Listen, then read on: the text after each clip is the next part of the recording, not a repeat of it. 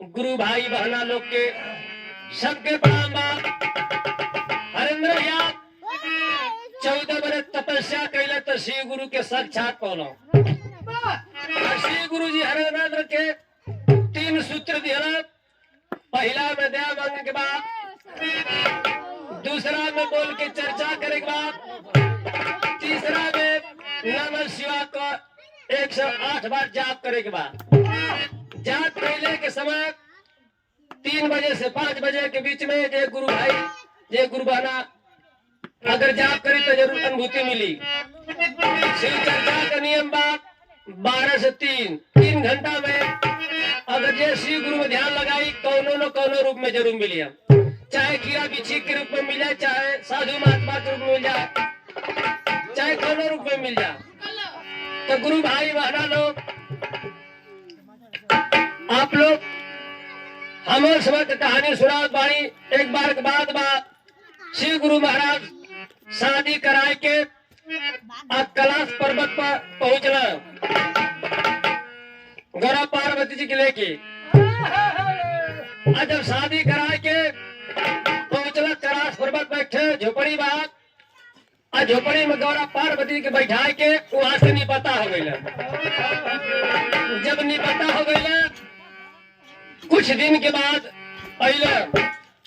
जब अइले तो गौरा पार्वती जी कहत बड़ी श्री गुरु से कि ई बतावा जे यहाँ से शादी करा के अइला अपने तो गायब हो जात बड़ा, यही झोपड़ी में हमके छोड़ के चल जात बड़ा, हम कैसे बर्दाश्त करी? न जाड़ा बर्दाश्त होत बा, न गर्मी, न है ठंडा। पहली बात कहा तो वो गौरा पार्वती जी कहत बड़ी भोजपुरी गीता कितना बढ़िया सुंदर गीत बा। ये गीत के खेसारी का गोरे लगला चढ़ा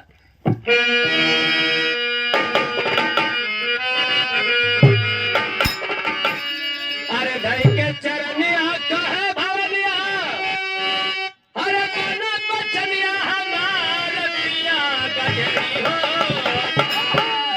पिया गजरी हो, अरे पिया गजरी हो, देवा एगो मालवाना, पिया गजरी हो।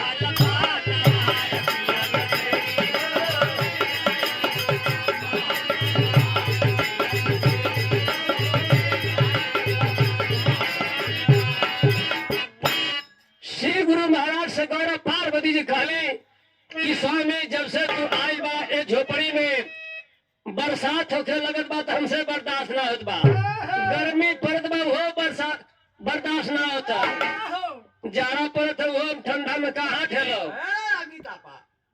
कहला कि अच्छा यह तो मन बा तो हम महल बनवा देती भैल का। अरे सुन के बचनिया भोले दानी बड़ाई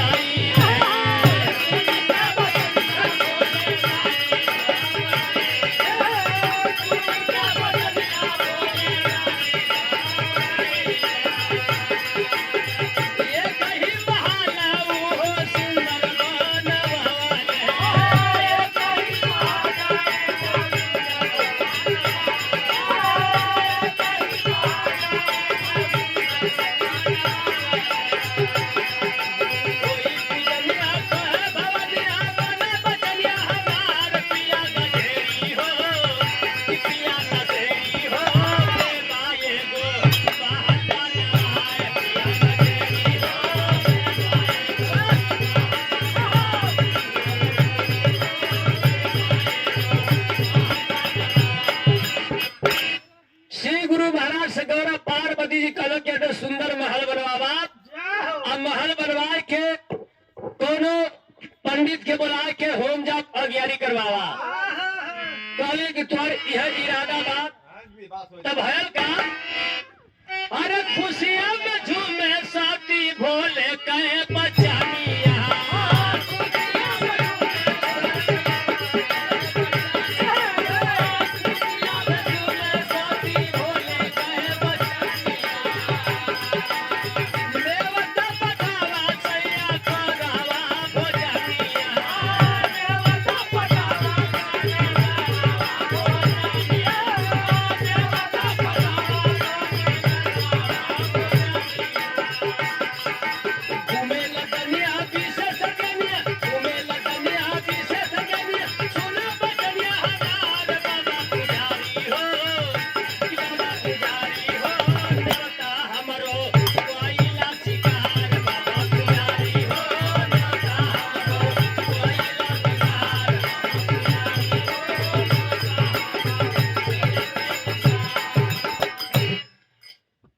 शंकर भगवान महल बनवाए के आ पार्वती जी कहले कि सब अपने देवी देवतन के सबके यहाँ इकट्ठा करा। सब लोग तोहरे दरवाजे पाए भोजन करी। जे खूब बढ़िया ए विश्व में ब्राह्मण बाव के द्वार पर बुलवा के होम जाप अज्ञानी करा दा। तो घूमत घूमत शिव गुरु महाराज विश्वेश्वर ज्ञानी के निकल।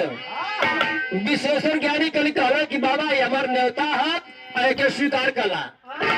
कहला कि न्योता करे या तो समय से अया। जब समय से शिव गुरु महाराज कहला कि हमारे दरवाजे पर या भयल का उस समय का गीत तर्ज बदल मास्टर। जब शिव गुरु महाराज कैलाश पर्वत वही तब फिर कहला कि अब तक महल बन गई सबके हम न्योता पठा देने वाली।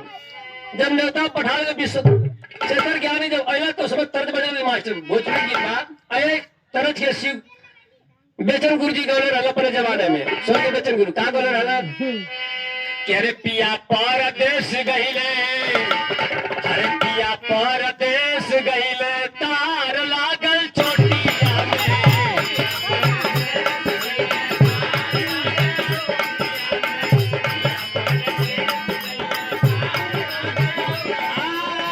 तार लागल टोपिया में, तार लागल टोपिया में।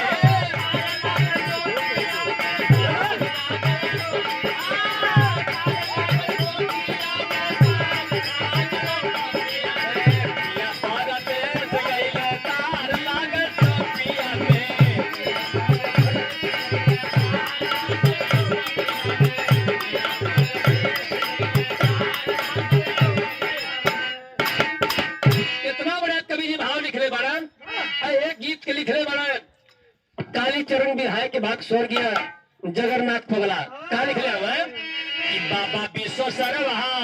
अरे बाबा विश्व सरवा खबरा गईला मिताऊ।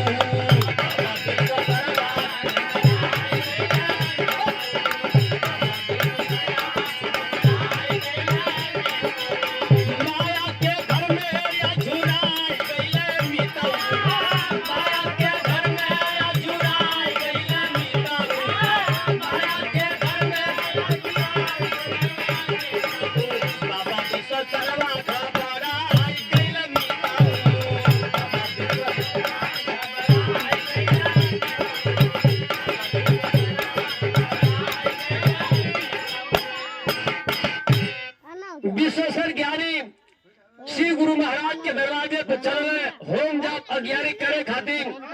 वही रात के एगो लड़का पैदा भल, जौने लड़का का नाम रखा गई रावण। जब रावण कहल कि ई